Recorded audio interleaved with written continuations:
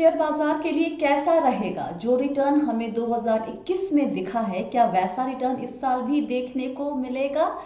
Interest rate और inflation किस तरीके से बाजार को इस साल प्रभावित करेगा, और वो कौन से रिस्क हैं जिस पर अगर आपने ध्यान नहीं दिया तो आपके निवेश का रिटर्न कम हो सकता है? साथ ही क्यों अपने पूरे निवेश का एक बड़ा हिस्सा स्मॉल और मिड कैप में डालने में कोई दिक्कत नहीं है, इन सभी सवालों के जवाब आज के वीडियो में मिलेंगे।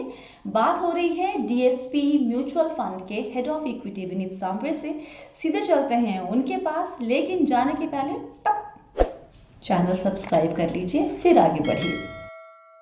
विनीत, आपसे आपको मैंने पढ़ा बहुत है, सुना बहुत है, आपसे बात आज पहली बार हो रही है। तो सभी जानते हैं कि आप डीएसपी म्यूचुअल फंड में हेड ऑफ इक्विटी हैं, लेकिन मुझे इससे थोड़ा सा ज्यादा जानना है कि आप यहाँ तक पहुंचे कैसे, आपकी जर्नी प्रोफेशनल कैसी रही, और पर्सनल भी मैं पूछूंगी कुछ सवाल आगे। तो पहले तो बहुत बहुत धन्यवाद, आपने मुझे आपके चैनल पे बुलाया। आपका चैनल भी काफ़ी पॉपुलर है, तो आपके ज़रिए सारे जो दर्शक आज देख रहे हैं उनको भी मेरा नमस्कार and wish you all a very happy new year. Thank you. And जैसे मेरी जो जर्नी शुरू हुई एक्चुअली, मैं थोड़ा बहुत पीछे जाना चाहता हूँ। मैं जब सिक्स स्टैंडर्ड में था, मतलब I think this was in 1986। My father actually became a chartered accountant, और मैंने उनसे पूछा था कि पापा चार्टर्ड अकाउंटेंट का मीनिंग क्या होता है। तो उन्होंने बोला था कि चार्टर्ड अकाउंटेंट का मीनिंग होता है गाड़ी और बंगला। तो तब से गुड वन। तो तब से जो मेरे दिमाग में ये बात बैठ गई थी, और मैंने उस वक्त डिसाइड किया था कि अपने को सीए बनना है आगे चल के। मतलब यही एक ऐसे लग रहा था कि इसके अलावा और कुछ है ही नहीं, मतलब यही अपने को ऑब्जेक्टिव है, ये क्लैरिटी है। तो उस हिसाब से मैंने अपने स्टडीज को कंटिन्यू किया। टेंथ के बाद कॉमर्स लिया, और फिर लकीली उस वक्त सीए का जो फाउंडेशन कोर्स स्टार्ट हुआ था, जो ट्वेल्थ के बाद स्टार्ट कर सकते थे, तो वो भी किया। ये अपॉर्चुनिटी के कारण I was able to complete my CA quite early at the age of 22। और जो है मैंने अपनी जर्नी शुरू कर दी स्टार्टिंग में। और मुझे थोड़ा सा ये ट्रेडिशनल अकाउंटिंग और ऑडिटिंग से दूर जाना था। तो मैंने पापा से वही कहा कि मैं प्रैक्टिस वगैरह में अभी इंटरेस्ट नहीं, मुझे कुछ और इंटरेस्टिंग करना है। तो बोले तेरे को जो करना है कर बेटा। तो मुझे थोड़ा मेरा झुकाव इस तरफ था कि कुछ मैनेजमेंट कंसल्टेंसी जैसा हो, या कुछ रिसर्च में कुछ हो।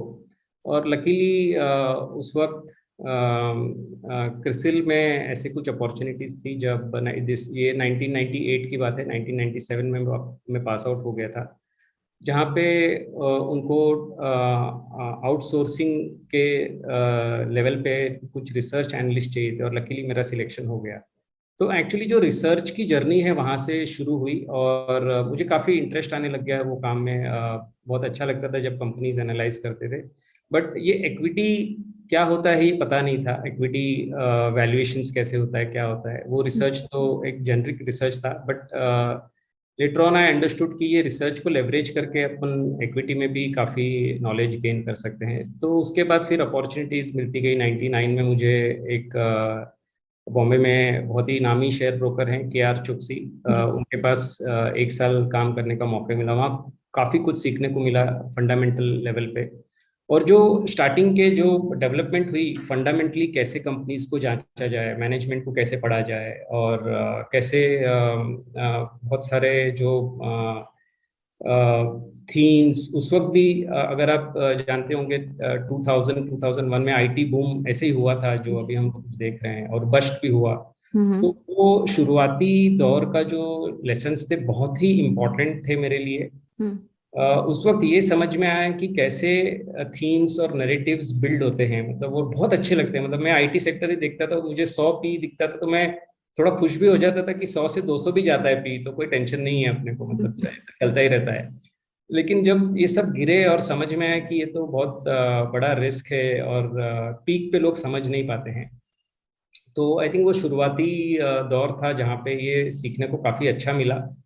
और उससे एक बहुत फंडामेंटल लेवल पे बेस भी बना। उसके बाद मुझे अपॉर्चुनिटी मिली यूटीआई में काम करने की। हम्म। यूटीआई के ऑफशोर फंड में मैं था 2000 साल 2000 से 2002 के दौरान। उसके बाद IL&FS इन्वेस्टमार्ट में पीएमएस डिवीजन है वहाँ पे था, और वो भी 2 ढाई साल था। और 2005 में जो है मैं डीएसपी ग्रुप में ज्वाइन हुआ, अलग डिपार्टमेंट था, लेकिन 2005 से मेरी डीएसपी की जर्नी चालू हुई जो आज तक बरकरार है। और एक दो डिपार्टमेंट मेरे चेंज हुए, लेकिन फाइनली 2009 से जो है मैं ये मेन म्यूचुअल फंड डिवीजन का पार्ट बना, और 2010 से मैंने फंड मैनेजमेंट जर्नी चालू की। आपका पहला निवेश खुद आपने कब शुरू किया था? पहला निवेश एक्चुअली जो मेरे अंडरस्टैंडिंग के हिसाब से मैंने किया था वो जब मैं केआर चुक्सी ज्वाइन हुआ था और जब इक्विटी समझ में आया तभी किया था। और उसमें मैं ये बताना चाहूँगा कि दो टाइप के निवेश थे। एक तो जो मेरे अच्छे सलाहकार और मेरे उस वक्त के मित्र थे, उन्होंने बहुत अच्छा निवेश करवाया था मुझे इन्फोसिस में उस दौरान। तो वो एक मतलब हाई क्वालिटी कंपनी थी। और एक दूसरे में काफ़ी जो उस वक्त के फैंसी स्टॉक थे उसमें मैं निवेश करता था। तो मैं आपको एक बहुत छोटा सा उसका उदाहरण देना चाहूँगा। उस वक्त होता ये था कि कोई भी कंपनी जो है अपने नाम के आगे ई लगा दे तो वो स्टॉक मतलब अगले 1 महीने तक सर्किट ही चलता रहता था, क्योंकि सारे कंपनीज को बताना था कि हम ई कॉमर्स में कुछ कर रहे हैं, तो केवल नाम चेंज कर देते थे। तो That's strange and interesting. Yes, so I also invested in one or two such companies where as you know ई बनता है, ई जैसे ही नाम चेंज करते हैं फिर वो स्टॉक चलता था, तो बड़ा अच्छा लगता था। लेकिन फिर स्टॉक गिरे भी, और वो तो मतलब मैं बोलूँगा कि एक बहुत अच्छा एक गुड लेसन था, लर्निंग था। बट साथ साथ एक जो बहुत अच्छी चीज़ पैरेलली चलती जा रही थी वो ये थी कि हमारे जो प्रोमोटर ओनर थे वो आईटी बूम चल रहा था और वो बोलते थे कि नेस्ले कंपनी पे रिसर्च करो, रैमको सीमेंट जैसी कंपनीज पे रिसर्च करो, और इस तरह के जो फंडामेंटली बहुत ही अच्छी कंपनीज है उन पे रिसर्च कराते थे। और फिर 3 साल के बाद मुझे समझ में आ गया कि वो जो आईटी सेक्टर था वो कहाँ चला गया और ये कंपनीज कहाँ चले गए। तो उस दौरान मैंने एक दो और निवेश किए थे, क्रिसिल जैसी कंपनीज में किए थे, तो वो लॉन्ग टर्म में मुझे काफ़ी अच्छा रिटर्न दे गए। और जो इस तरह के शॉर्ट टर्म फैंसी टाइप के इन्वेस्टमेंट थे वो उन्होंने तो काफ़ी मतलब खराब ओवरऑल परफॉर्म किया। बट 2006 के बाद मैंने पर्सनल लेवल पे निवेश करना बंद कर दिया था, क्योंकि जब म्यूचुअल फंड इंडस्ट्री में आ गए तो ये काफ़ी कॉन्फ्लिक्ट होता है, और कई लेवल पे फंड के लिए काम कर रहे हैं तो फिर पर्सनल लेवल पे लेना, फंड के लिए लेना, तो उससे मैंने सोचा कि पर्सनल लेवल के निवेश इक्विटी के जो बंद कर दी और म्यूचुअल फंड के चलते रहे बेसिकली। अमेजिंग। तो पापा जी अब खुश हुए जब आपने ये लाइन पकड़ी? Was he okay with it? Yes, Papa was absolutely happy. Now he's no more, but his wishes are with me always. But he was extremely happy. उनका अपना खुद का ऑफिस है, मतलब था यहाँ पे, एंड उन्होंने ऑफिस में मेरे जो पेपर्स पे न्यूज़ आर्टिकल इंटरव्यूज आते बड़े उस तरह से उन्होंने फ्रेम वेम करके लगा। आप लोग मुंबई के ही रहने वाले? हाँ जी, हम बेसिकली रूट्स हमारे राजस्थान है, लेकिन बचपन से हम मुंबई, और मुंबई में भी मैं थाने में रहता हूँ। अच्छा, ओके, ऑलराइट, इंटरेस्टिंग जर्नी। ये बताएं कि आपका जो ये नोट हमने पढ़ा, आप DSP annual note 2022 shooting for the moon, उसमें आपने बातें बहुत सारी कही हैं और बड़ी अच्छी बातें कही हैं। बहुत सारी बातें एक लेमैन के सर से भी निकल जाने वाली है, क्योंकि आपको ज्यादा जानकारी है टेक्निकल एस्पेक्ट की। एक चीज उसमें आपने जिक्र किया था शुरुआत में ही कि 2021 जो है वो बाजार के लिए कमाई वाला साल रहा, और बाजार में हम लोग की आदत है, हम हमेशा पास्ट रिटर्न देख के सोचते हैं कि आगे भी अच्छा होगा। अब इस मेंटालिटी से एक तो बचा कैसे जाए, first thing first. Second thing, क्या वाकई एक रिटेल लॉन्ग टर्म इन्वेस्टर के लिए 2021 कैसा रहा, 2022 कैसा होगा, ये सब जानना जरूरी है, या फिर माइक्रो मैक्रो फैक्टर जो काम करते हैं बाजार को चलाने में, उसकी एक सही जानकारी या फिर डिटेल में इन डेप्थ जानकारी होनी जरूरी है? एक्चुअली जब हम बाजार की लॉन्ग हिस्ट्री देखते हैं, 10 साल, 15 साल, 20 साल, 25 साल, तो मार्केट के पूरे जर्नी में, हिस्ट्री में कई सारे इवेंट्स होते हैं, कुछ बड़े कुछ छोटे, और कुछ मार्केट में बड़ा इम्पैक्ट करते हैं, और कुछ अपने हमको लगता है कि मार्केट में इम्पैक्ट करेंगे बट कुछ होता नहीं है।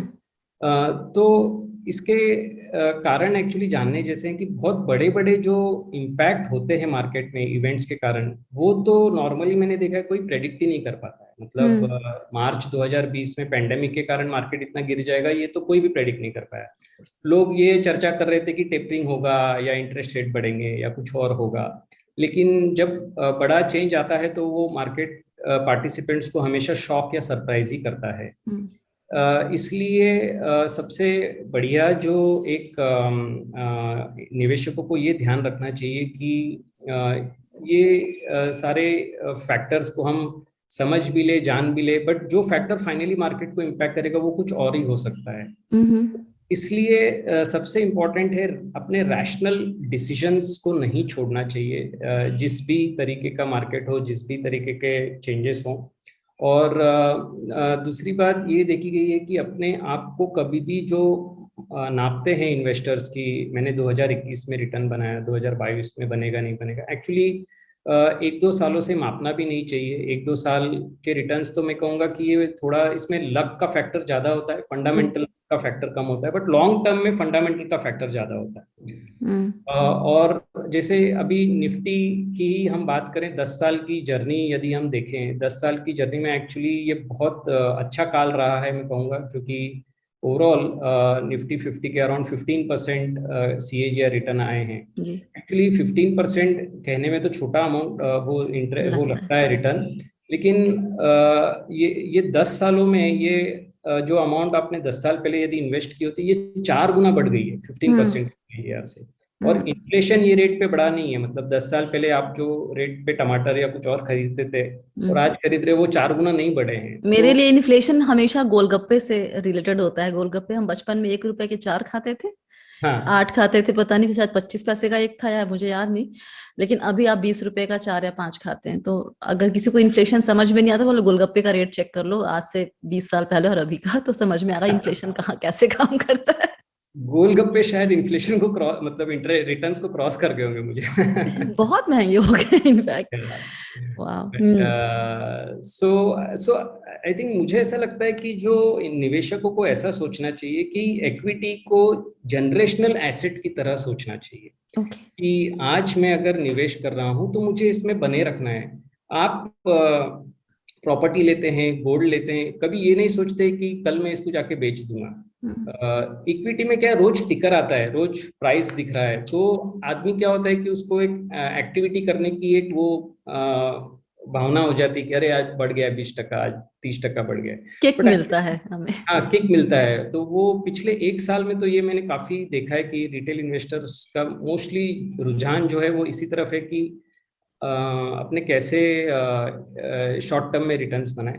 बट मेरा ऐसा एकदम स्ट्रॉन्ग बिलीफ है, और जो मेरी पर्सनल एक्सपीरियंस भी रही, आपको जो मैंने आपने अच्छा किया जो स्टार्टिंग में मेरे इनिशियल पीरियड का वो एक्सपीरियंस पूछा, कि लॉन्ग टर्म में यदि अच्छे कंपनीज में निवेश करो तो investors will not be worried, और उनको ये मैक्रो माइक्रो सोचने की बिल्कुल ज़रूरत नहीं है। अच्छे निवेश लॉन्ग पीरियड में आपका जो ऑब्जेक्टिव है उसको मीट कर देंगे, इन्फ्लेशन को क्रॉस कर लेंगे और अच्छा रिटर्न दे देंगे। और निवेशक जो अपने अलग बिजनेसेस में हैं उनको अपने बिजनेसेस को टाइम जहाँ पे देना ज़रूरी है वो टाइम भी वो दे सकते हैं, और इसमें अपना टाइम को डाइवर्ट करके अपना वो भी बिजनेस इम्पैक्ट करना, यहाँ पे भी अगर ऊपर नीचे हो जाए तो उसमें फ्रस्ट्रेशन ये वो। So I would say that more importantly one basic my thought process is कि इसको जनरेशनल एसेट की तरह देखिए। रोज टिकर अवेलेबल है तो एक्टिविटी करने की जरूरत नहीं है, लॉन्ग टर्म में पैसा बनेगा यदि ये बिलीफ है कि कंट्री में ग्रोथ आएगी, तो हमको लगता है कि कंट्री में ग्रोथ आनी है। तो आई think that is one perspective. Now very specifically जो आपने प्रश्न पूछा 21 में रिटर्न बने 22 में नहीं बने, इस नोट के दौरान हम ये एक्चुअली दर्शाना चाहते हैं कि जैसे पिछले 2014 से हमने लिखा है कि कॉर्पोरेट का अर्निंग्स ग्रोथ लगभग 4% रहा है 14 से 21 के बीच में, और मार्केट की रिटर्न 13-13.5% रही है रफली, विच मीन्स कि market slightly run ahead of the fundamentals. काफी सारा जो फ्यूचर का ग्रोथ है अब ये करंट लेवल्स पे कैप्चर कर रहा है। तो निवेशकों को सिर्फ इस चीज का ध्यान होना चाहिए कि मार्केट में थोड़ा सा जो है फ्यूचर रिटर्न्स आ चुका है, और हो सकता है कि कुछ समय तक यदि रिटर्न न भी आए तो इसका मतलब घबराना नहीं है। थोड़े बहुत रिटर्न्स हमने पहले ही कैप्चर कर लिए, थोड़ा कंसोलिडेशन भी मार्केट के लिए ठीक रहेगा, बट पैसे को लॉन्ग टर्म में निवेश करके बनाए रखें ताकि जो लॉन्ग टर्म में वेल्थ क्रिएशन होने वाली है उससे वंचित न रह जाएं। ये हम बताना चाह रहे हैं। ओके, दो चीजें जो कह रहे हैं कि मार्केट को थोड़ा सा कंट्रोल में रखेंगी, वो है इंटरेस्ट रेट की बढ़ोतरी हो सकती है, और हम हाई इन्फ्लेशन को भी फैक्टर इन करके चल रहे हैं। मैं अपने दर्शकों को आपके जरिए समझाना चाहूंगी कि ये दोनों चीजें कैसे प्ले करती हैं, बाजार पे कैसे इम्पैक्ट डालती हैं। सो एक्चुअली मार्केट के यदि हम साइकिल देखें तो जब भी इकोनॉमी लो ग्रोथ से हाई ग्रोथ में आती है तो ये सारी चीजें एक साथ आती हैं। थोड़ा इंटरेस्ट रेट भी बढ़ेगा, इन्फ्लेशन भी बढ़ेगा, बिकॉज इकोनॉमी ग्रोथ ट्रेंड पे है। लोगों के पास पैसे होते हैं, वो खर्चा करेंगे, थोड़े भाव बढ़ गए तो भी जाके खर्चा होगा, कंज्यूम करेंगे, जो हमने अभी पिछले 1-1.5 साल में देखा, और जैसे यूएस में भी देख रहे हैं, सभी जगहों पे देख रहे हैं, इन्फ्लेशन बढ़ रहा है, इंटरेस्ट रेट भी ऊपर की तरफ जा रहे हैं। तो इनिशियल फेज में ग्रोथ के फेज में ये फैक्टर्स भी ट्रेंड चेंज करते हैं, और कुछ समय तक मेजर्ड अगर ये रहे इन्फ्लेशन और इंटरेस्ट रेट, और ग्रोथ आती रहे, ग्रोथ पे ध्यान रखना बहुत जरूरी। ग्रोथ आती रहे तो बहुत ज्यादा घबराने की जरूरत नहीं है, मार्केट के लिए वो फिर भी ठीक माहौल है। बट जब ये इन्फ्लेशन अगर आउट ऑफ कंट्रोल हो जाए और इन्फ्लेशन के कारण डिमांड डिस्ट्रक्शन आ जाए, ग्रोथ पे इम्पैक्ट होना आज शुरू हो जाए, जिसको हम स्टैगफ्लेशन कहते हैं, जो कई सारे इकोनॉमिस्ट आज बात भी कर रहे हैं कि हो सकता है हम स्टैगफ्लेशन फेज में पहुंच जाएं कि इन्फ्लेशन बढ़ जाए और ग्रोथ न रहे। तो आई थिंक जब वो फेज आ जाएगा तब हमको उसमें काफी सतर्क रहना चाहिए। उस वक्त हो सकता है कि मार्केट में माहौल थोड़ा नमी का हो जाए। और क्या वो फेज आ सकता है 2022 में, चांसेस हैं आपको लगता है? जिस तरह का जो अभी माहौल है, इकोनॉमीज ग्रो तो कर रही हैं, पर अभी भी हम कोविड या उसके अदर वेरिएंट्स से बाहर आए नहीं, उभरे नहीं हैं हम पूरी तरह से। तो मुझे लगता है कि जो ग्लोबली सेंट्रल बैंकर्स है, अपना जो भी निर्णय लेंगे वो ऐसा नहीं लेंगे कि मार्केट को पूरी तरह से चेंज कर दें, लिक्विडिटी को पूरी तरह कंट्रोल कर लें, या ऐसा नहीं होगा, धीरे धीरे होगा। तो ऐसा माहौल लग तो नहीं रहा है कि सडनली सारी चीजें we will see hyper inflation या इंटरेस्ट रेट बहुत बढ़ जाएगा और मार्केट आउट ऑफ कंट्रोल हो जाएगा। ऐसा ध्यान तो अभी लग नहीं रहा है, और इसलिए ये साल में वो रिस्क बहुत कम है। होने को तो जैसे कुछ भी हो सकता है, मतलब कहीं से, जैसे आज चिप शॉर्टेज ही आ गई, वैक्सीन तो लोगों ने 6 महीने में बना दी, बट चिप कैसे नहीं बनती 6 महीने, समझ भी नहीं आता। तो होने को तो वैसे कुछ भी हो सकता है, कहीं से भी कुछ सप्लाई चेन अटक जाए, कुछ हो जाए, तो things can become volatile. But जो भी हम फैक्टर्स देख रहे हैं वो ऐसे तो नहीं दर्शा रहे हैं कि उसमें ये रिस्क बन रही है। ओके, तो आपने कहा है कि लॉन्ग टर्म, आपने 2-3 बातें कही है कि शुरुआत में कि क्वालिटी ने अच्छा रिटर्न दिया और फैंसी फेल हो गए, राइट? जो निवेशक जो है, ये लोग आजकल मोस्टली फैंसी के पीछे ज्यादा भागते हैं शॉर्ट टर्म के लिए, और लॉन्ग टर्म में पेशेंस नहीं है उनके पास। हम इसलिए 2022 पे फोकस ना करके हम वापस आएंगे सेक्टर वगैरह की जब बात करेंगे, लेकिन एक लॉन्ग टर्म निवेशक क्वालिटी स्टॉक पहचाने कैसे, उसके लिए पैरामीटर्स क्या होने चाहिए? बहुत सिंपल है एक्चुअली। मेरे हिसाब से जिस तरह से हमने कंपनीज को एनालाइज किया है और कंपनीज में निवेश किया है, हम ये सोचते हैं कि एक तो हम बिजनेस में निवेश कर रहे हैं और हम बने रहते हैं कंपनीज में 3-4 साल तक। अगर हम पोर्टफोलियो के हमारे टर्नओवर आप यदि देखें तो बहुत कम होते हैं, 20-30। राइट। हम्म। उसका मीनिंग क्या है, हम बिजनेस में इन्वेस्ट करते हैं और ये देखते हैं कि क्या ये बिजनेस अपने दूसरे कंपटीशन से आउट ग्रो कर पाएगा और कैपिटल एफिशिएंटली लगा पाएगा कि नहीं लगा पाएगा। दो चीजें बहुत इंपॉर्टेंट है, क्या बिजनेस आउट ग्रो करेंगे हम्म। और कैपिटल को जो निवेश करते हैं कंपनीज के प्रमोटर्स, वो ऐसे निवेश कर पा रहे हैं जिससे उनका return on capital employed over a long period reasonable level पे बना रहे। जैसे रीजनेबल लेवल की बात करें तो यदि इंटरेस्ट रेट इकोनॉमी में 6% है तो 13-14-15% के ऊपर यदि आरओसी बनती है तो इट्स अ गुड आरओसी। हम्म। तो और मैनेजमेंट हाई क्वालिटी का हो, कोई चोरी चकारी ना हो, बहुत सारे बिजनेसेस ना हो, तो मैनेजमेंट का माइंड। लेकिन फिर विनीत ये भी होता है ना, जैसे कुछ सत्यम की बात करते हैं अगर, तो एक काफी लंबे अरसे तक आप उसको पकड़ नहीं पाए कि मैनेजमेंट एकदम क्लीन दिख रहा था, कोई साइन सिग्नल्स नहीं आए थे उस कंपनी के बारे में, और सब लोग news channels, business news channel, media गुणगान ही करते थे, क्योंकि जो नंबर्स दिखाए जा रहे थे आप उसके हिसाब से आप उस कंपनी को आंक रहे थे। तो वैसे में एक रिटेल निवेशक के लिए बड़ा मुश्किल है ये भी चेक करना कि मैनेजमेंट क्लीन है कि नहीं है, उसके फंडामेंटल स्ट्रांग है कि नहीं है। तो वो कैसे चेक करेगा? मुझे ये सवाल का जवाब कभी समझ में नहीं आता। एक्चुअली मैंने जो बीच में अभी जो कहा, आई थिंक रिटेल निवेशकों को सबसे बढ़िया तरीका जो है वो म्यूचुअल फंड के थ्रू। जरिए होना चाहिए। हम्म। क्योंकि क्या है, हम भी इतना लेंस लगाने के बाद, जो आपने कही बात बहुत इंपॉर्टेंट है कि कहीं ना कुछ स्लिप हो ही जाता है। हम्म। मैनेजमेंट में भी चेंज हो जाएंगे, उनके भी थॉट प्रोसेस चेंज हो सकते हैं। खूब सारा पैसा कमा लेने के बाद आदमी को समझ में नहीं आता क्या करें क्या नहीं करें, तो हम्म। बहुत सारी चीजें चेंज होती रहती है, हमारे से भी स्लिप्स होते हैं। और हमसे जब हो जाते तो आप ये सोचिए रिटेल निवेशक की तो ये रिस्क बहुत बढ़ रही है। और इनफैक्ट मेरा मेरा जो अभी तक का एक्सपीरियंस है, आई डोंट वांट टू से कि मेरा बहुत एक्सपर्ट हूं मैं, बट जिस तरह का माहौल स्मॉल कैप स्टॉक्स में मैं देख रहा हूं, वहां पे मुझे लगता है कि कई सारे रिटेल इन्वेस्टर्स ये रिस्क को इग्नोर कर रहे हैं। जबकि ये टाइम ऐसा है, मार्केट भले ही क्रैश ना हो, बट ये हो सकता है कि ये कैटेगरी में बहुत सारी ऐसे जो स्टॉक्स हैं उसमें ठीक ठाक करेक्शन आ सकता है, क्योंकि ये सब these are not high quality companies. Hmm. I think वो जो प्रॉब्लम है उसको सॉल्व करने के लिए मेरे हिसाब से रिटेल निवेशकों को म्यूचुअल फंड का रूट अडॉप्ट करना चाहिए। वो आई थिंक सेफ है। और उसमें आपने सी एक्चुअली मार्केट ऐसा है कि इसमें कोई एंट्री बैरियर नहीं है। अगर हम्म। आपको कोई बीमारी हो जाए तो आप जरूर डॉक्टर के पास ही जाते हैं, लेकिन ये मार्केट का ऐसा है कि सबको लगता है कि हम फंड मैनेजर हैं, और जब मार्केट बढ़ रहा है तो सभी एक्चुअली अच्छा भी कर रहे हैं, तो फिर उनको तो और कॉन्फिडेंस बढ़ जाता है, और ओवर राइट। कॉन्फिडेंस में फिर गलतियां हो जाती है। करेक्ट। ये फील्ड ऐसी है जहाँ पे वो एक्सपर्ट को नहीं देना चाहते, बट हमको लगता है यहाँ पे भी उनको एक्सपर्ट्स पे रिलाई करना चाहिए।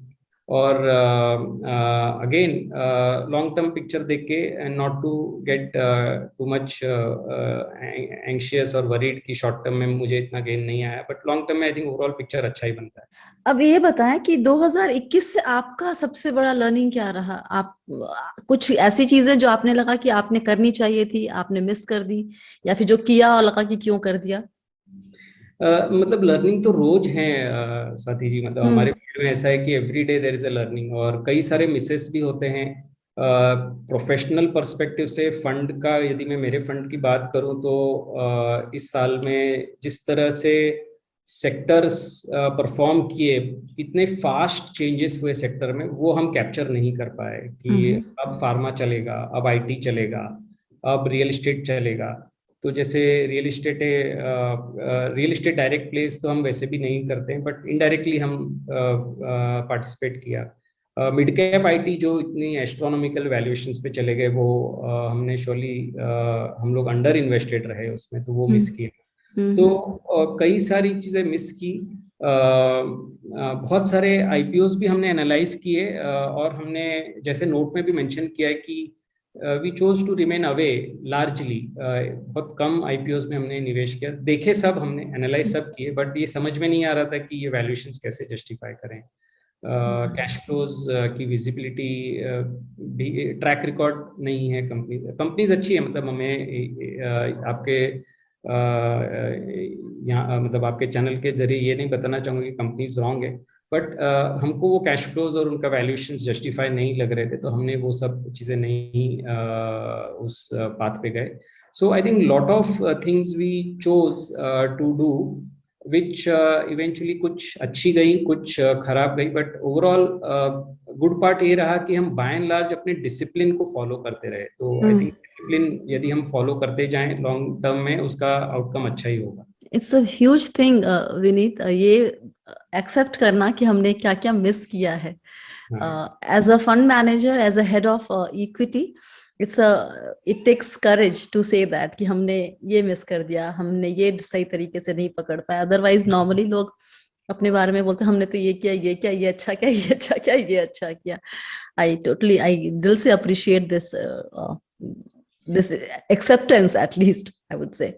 Actually that gives us the ability to identify gaps and आगे के लिए हम उसको सुधार सकें। यही हमारी रोज जो हमारी एफर्ट है वो इसी तरफ हमारा जाता है। ओके और 2021 में किस सेक्टर से आप दूर रहे हैं? सी ब्रॉडली यदि आप हमारे पोर्टफोलियोज देखें जनरली, या मेरी बात करूँ तो जैसे refining as a sector we stayed away. Real estate direct pledge नहीं किए हैं, बट इनडायरेक्टली हमने रियल इस्टेट से जो बेनिफिट करेंगी कंपनीज उनके through we try to participate in the overall opportunity. Power utilities जो बहुत अच्छा किया है सेगमेंट, उसमें भी हमारा इन्वेस्टमेंट नहीं था, क्योंकि ऐसा नहीं लग रहा था कि ये इतना रिटर्न्स दे देंगी। और कंज्यूमर्स में हम लोग हैं, बट कंज्यूमर्स में हमारा प्लस और माइनस होता रहता है, क्योंकि वैल्यूएशंस भी हाइपर है। तो कई बार जैसे कंज्यूमर स्टेपल्स हुए तो उसमें हम लार्जली अगर देखें पूरे साल में तो हम अंडरवेट रहे, बट कंज्यूमर डिस्क्रिशनरी में हमारा अक्रॉस द फंड अलग अलग फंड्स के अलग अलग एक्सपोजर है, बट कंज्यूमर डिस्क्रिशनरी में हमारा एक्सपोजर काफी ठीक अच्छा बना रहा ओवरऑल। और आईटी में कहूँगा कि आईटी में जो हमारी मिड कैप कैटेगरी है उसमें हम अंडरवेट रहे, बट जो लार्ज कैप कैटेगरी में वहाँ पे इक्वल टू ओवरवेट वाली सिचुएशन थी। So I think that is how we were generally placed through the year. और अभी of late across the funds हम लोगों ने banking, largely private sector banking में अपना एक्सपोजर जो है वो बढ़ाया है। ओके ओके, तो 2022 में भी आप उन सेक्टर से जिनसे आप दूर रहे हैं, आप वही आपका स्टांस रहेगा या फिर you are planning to change it? I think largely ये जो स्टांस है mostly it is link to how we visualize ये बिजनेसेस कैसे ग्रो होंगे, कैश फ्लोज क्या आएंगे। तो ये जो बिजनेसेस मैंने बताया इनमें विजिबिलिटी उन चीज़ों की कम है, तो इसलिए जनरली हमारा वहाँ उन सेक्टर्स में बहुत एक्सपोजर होता नहीं है। बट कुछ एक्सेप्शनल हो जाए तो हम देख सकते हैं। कभी भी हम कोई चीज़ को हमेशा के लिए मना नहीं करते हैं। सो कुछ एक्सेप्शनल हो जाए तो देख सकते हैं, बट ऐसा अभी कुछ लग नहीं रहा है कि उनमें बहुत ज़्यादा देखना चाहिए। बट कंज्यूमर्स कैटेगरी जो है एफएमसीजी है, ये काफी करेक्ट भी हो चुकी है, टाइम करेक्ट हो चुकी है। थोड़ा माहौल अभी नरम है, रूरल डिमांड कम है, बट वहाँ पे यदि थोड़ा आउटलुक ठीक हो जाए तो वो सेक्टर हो सकता है कि हम दोबारा से उसको रिविजिट कर लें। बट ऑन द होल जो अभी हमने थीम सोची है लार्जली बैंकिंग, आईटी सेक्टर भी ठीक रहेगा, बैंकिंग ठीक रहेगा। कंज्यूमर डिस्क्रिशनरी मिक्स्ड व्यूज हैं, बट हम लोग जो अलग अलग सब सेगमेंट्स में उसमें मोस्टली हम लोग बने रहेंगे। थोड़ा सा प्लस माइनस हो सकता है, बट हम लोग लार्जली बने रहेंगे, because India is a more consuming economy. और इंडिया, जैसे हमने नोट में भी कहा है कि $2000 से जब $3000 होगा तो बहुत कंजम्पशन में इम्प्रूवमेंट आएगी। तो हम उसको छोड़ना नहीं चाहते हैं। वैल्यूएशन के कारण थोड़ा हो सकता है वेट मैनेजमेंट करना। अच्छा, मार्केट में दो व्यूज चलते हैं। एक कहता है कि बुल रन ओवर हो गया है, एक व्यू कहता है कि हम ऑलरेडी वोलेटिलिटी है लेकिन हम बुल रन से आगे निकल चुके हैं, दूर आ चुके हैं? What's your view on that? Actually मतलब अब 10 साल का तो मैंने डेटा कहा, एक्चुअली जी। 5 साल से भी मार्केट देखे तो 5 साल से भी मार्केट ने बहुत अच्छी रिटर्न दी है। Nifty right. जो TRI है वो शायद 17 या 18% के एवरेज CAGR है, जो बहुत ही अच्छा रिटर्न है मतलब। और हमने बहुत लीनियर वे में मार्केट को पॉजिटिव देखा है, मतलब बहुत टाइम से नेगेटिव मार्केट दिखा नहीं है। तो अभी ये बुल रन और बेयर रन की डेफिनेशंस हैं, बट उसमें ना जाते हुए मैं ये कहूँगा कि एक पिछले 2-3 सालों का बहुत स्ट्रॉन्ग मार्केट का एक्सपीरियंस रहा है। इन्वेस्टर्स की एक्सपेक्टेशंस भी बहुत हाई चल रही हैं। तो थोड़ा सा भी ये माहौल में अगर कहीं पे कुछ डिसअपॉइंटमेंट आ जाए तो हो सकता है मार्केट ब्रेक ले ले या थोड़ा इट कैन करेक्ट। बट ये तो बहुत शॉर्ट टर्म है स्वाति जी। मुझे ऐसा लगता है कि इंडिया में पहली बार ऐसा देखने को मिल रहा है कि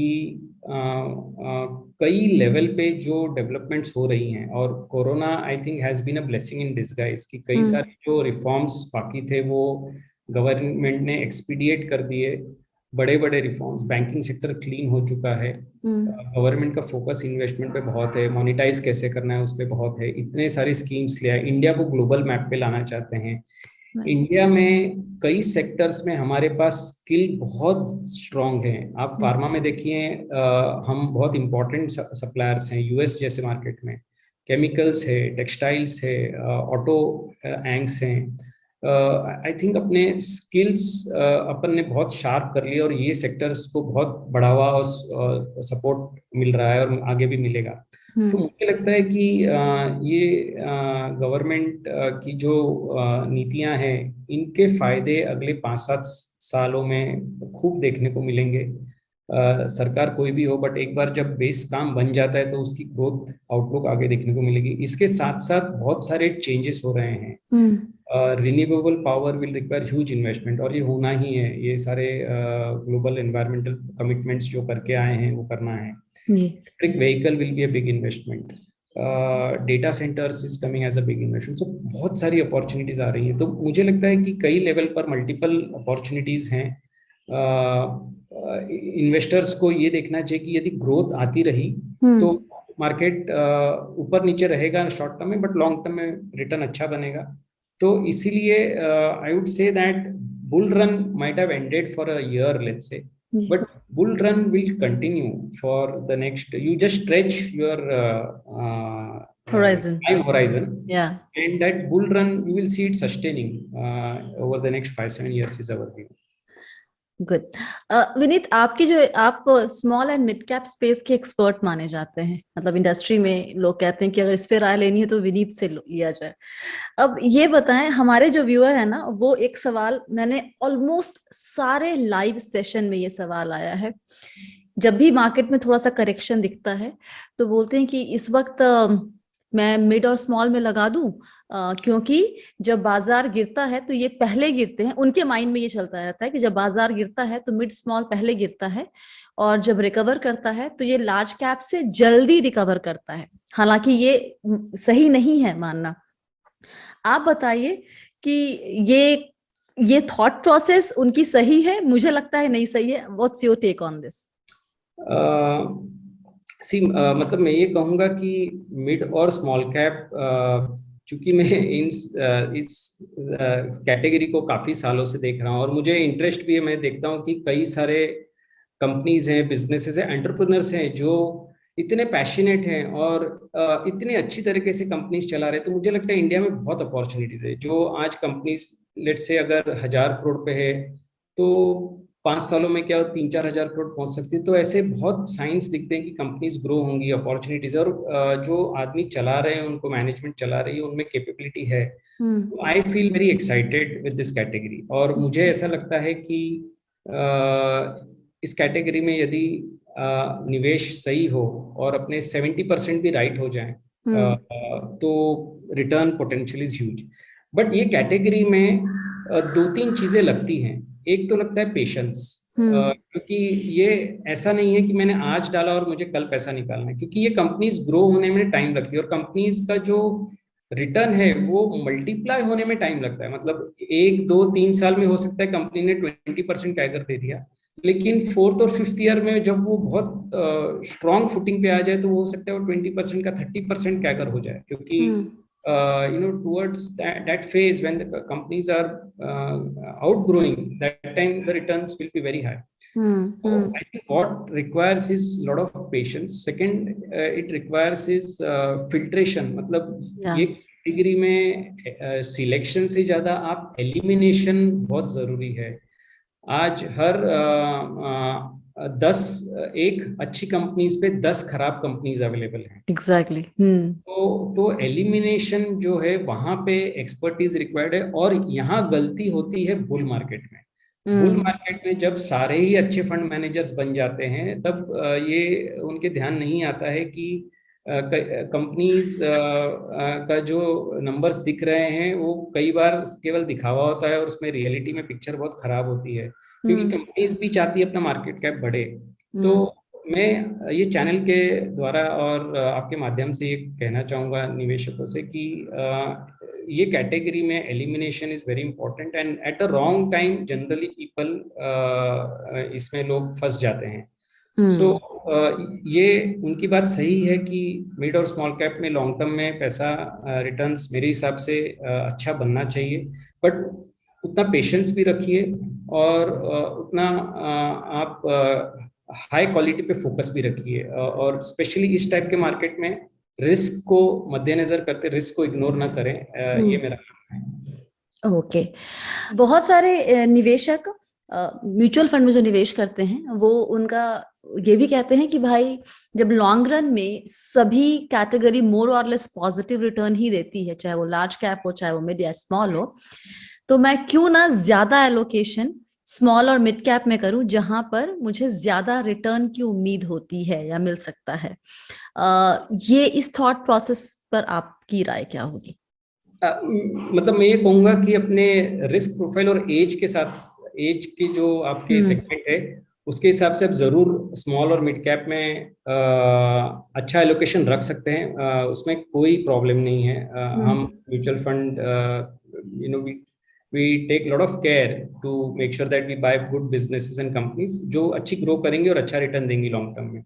तो आई थिंक उसमें कोई दिक्कत नहीं है, अपना एलोकेशन रख सकते हैं, और जैसे जैसे वेल्थ क्रिएट होती जाए, एज बढ़ते जाए, उनको अगर थोड़ा रिस्क कम करना है तो उस हिसाब से अपना कंट्रोल करें। बट आई थिंक मैं एग्री करूंगा कि जो यंग हैं, नई जॉब्स है, वो उनकी जॉब्स में प्रमोशन होंगी, बढ़ेंगे, इनकम्स बढ़ेंगी। तो यदि ये टाइम पे, और इंटरेस्ट रेट कोई बहुत ज्यादा आजकल है नहीं अवेलेबल, इन्फ्लेशन को भी क्रॉस करता नहीं है, तो I think if they keep good chunk in the mid and small cap, but through mutual fund में कहूँगा, मैं मतलब लोगों को लगेगा मैं म्यूचुअल फंड मैनेजर हूँ, मैं बायस्ड हूँ, लेकिन मैं एज ए इंडिपेंडेंट न्यूट्रल भी बोलना चाहूंगा कि म्यूचुअल फंड बहुत सही तरीका है स्मॉल कैप और मिड कैप में एक्सपोजर लेने का। सारी जो टेंशन है वो आप हटा देते हैं और आप लॉन्ग टर्म सोचिए, इसमें वेल्थ क्रिएशन मुझे लगता है कि अच्छी रहेगी।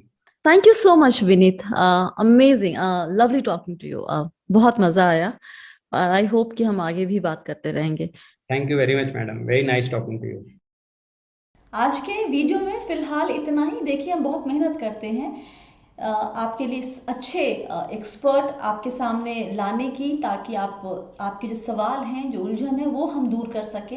तो आपने काम करना है कि वीडियो को लाइक करना है, शेयर करना है, और आपकी जो लर्निंग है इस पूरे कॉन्वर्सेशन से उसको नीचे कमेंट में लिखकर बताना है। कोई सवाल है अगर आपका विनीत जी के लिए तो प्लीज़ लिखिए, जवाब लेने की कोशिश हम ज़रूर करेंगे। तो फिलहाल के लिए इतना ही। उम्मीद करते हैं कि आपने शुरू में ही चैनल सब्सक्राइब कर लिया होगा, नहीं किया तो अभी भी वक्त है, टप अभी कर लीजिए। और बस याद रखिए आप हैं मेरे यानी स्वाति के साथ, और हम सब हैं बहुत ही सावधानी और समझदारी के साथ अमीर बनने के सफ़र पर। आप सभी को बहुत सारा प्यार और दुलार। Stay blessed, healthy and be wealthy.